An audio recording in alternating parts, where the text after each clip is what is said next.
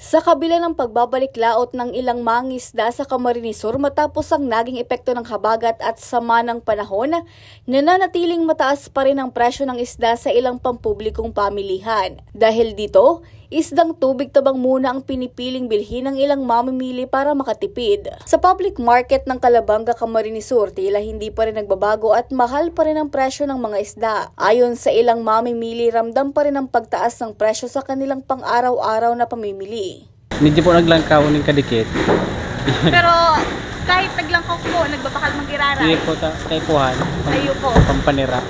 Isa sa mga itinuturong dahilan ng mataas na presyo ay ang halos 3 linggong tigil laot ng mga mangingisda sa bayan. Ngayon pa lamang muling nakakapagpatuloy sa pangingisda ang ilan matapos ang ilang linggong hindi pagpapalaot dahil sa masamang panahon. Taas pa rin ang presyo ng isda ngayon. Pero ang supply medyo marami-rami na, dumadating na.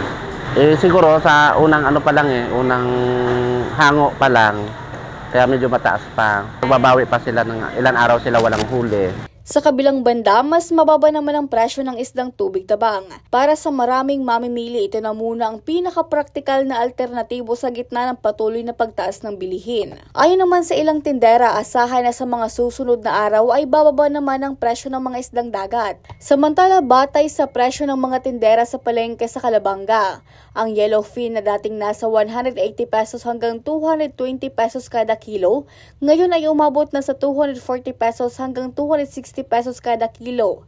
Tumaas ito ng higit kumulang 60 pesos. Ang galunggong mula 220 pesos ngayon ay 260 pesos na, tumaas ng 40 pesos.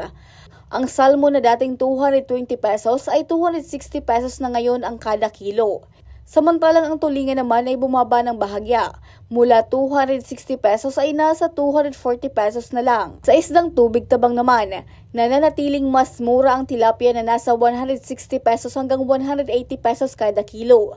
At ang bangus na nasa 220 pesos lang kada kilo. Regine Boy, CSN.